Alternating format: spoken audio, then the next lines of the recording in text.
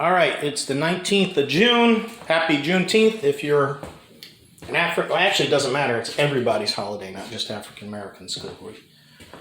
We all should be glad that the Republicans freed the Democrats' slaves. Just had to throw that Republican-Democrat thing in there because history has a habit of rewriting itself in America. We say that good is bad and bad is good and up is down and black is white and wet is dry. We've got everything backwards these days. But anyways, happy Juneteenth. This is the Skipwith property. I look tired because I'm under a lot of stress. I'm trying to get this done. I got a lot of other complications right now. But this is the house. And got cabinets in mostly. I got some more to hang. Hung those by myself, which was not easy. Countertops being in a couple of days. The refrigerator used to sit here. I disconnected the water line and moved it over to the new area. There was a small pantry. I opened up, widened it, and recessed the fridge there. So much better that way. They got a lot more space because that right there, the refrigerator actually stuck out into the doorway where it was designed to be. So the previous owners of the property, when my boss bought this house, they had just set the fridge there, but then there was no room to put a table. So by recessing the fridge there, you open up this, and now we got room for a table. This space here was just empty void underneath the stairs, so I cut open a wall, recessed that. I'm going to put a countertop there, and it's going to be a little coffee station. This pass-through was here already, but it was much higher. So I lowered the pass-through down, and when we get the new countertops in, they'll sit flush, and they could have some bar stools over on the living room side of that pass-through because it was way too tall before. All right, so that's the and all new flooring. It was all carpet in here, soaked with dog urine. So the floor is straight here, and then when you get up here, because of the angles of the building, it's a pie-shaped lot, and they built the house to fit the lot. Let me move this drop cloth. So you'll see the boards go this way, and then straight.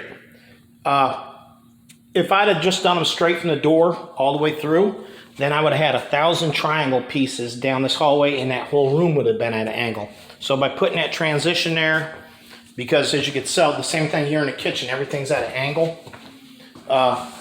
This is a weird angled house. It's just the way it is, you know.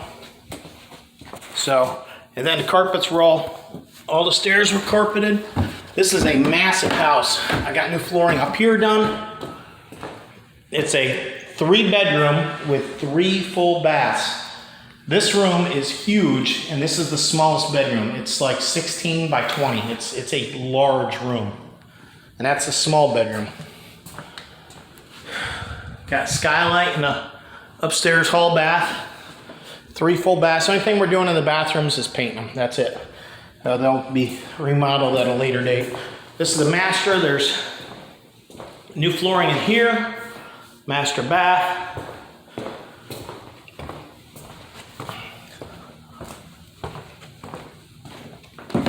All these treads are made out of MDF instead of, the plan was when we pulled the carpet up, we were going to sand and varnish the stairs, but when we got them up, we realized that they were MDF. So now we're actually going to replace all of these with actual wood treads. So, c'est la vie, that's life. And this dental work, when I painted the whole house, what I did to paint it though was, it would have been forever to get in the nooks and crannies, all these, so I sprayed everything. And then I just come through with a roller and brush, and any spots that were a little light, we touched up. But that dental work out here in the hallway took forever, even with a sprayer, because you got to spray it this side from this angle to get to one side, and then if you come at this angle immediately, you end up getting drips. So we sprayed all this way, and then we sprayed this way, and then the third day we hit it straight on, and we got a fairly good job on this dental work. There were 2 1980s style built-in cabinets that were pretty ugly on either side of the fireplace. We took those out. That's gonna have to be retextured. It's a swirl finish in here with the plaster. I saved a mantle from the Manning's project.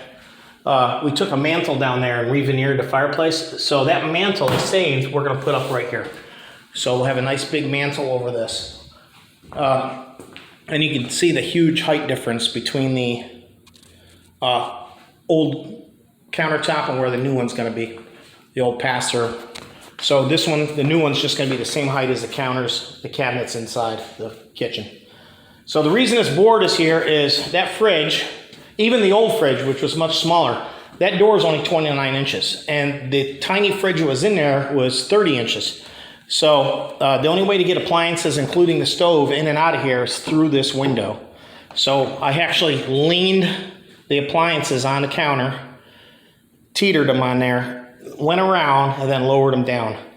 It was the only way to get them in. So the stove was originally right here too, which was really bad because if you wanted to pass anything over, you had a hot stove right in front of this pass-through. So we moved the stove over there. Of course, the 6-gauge wire that was coming from the junction box didn't reach. So I had to extend that.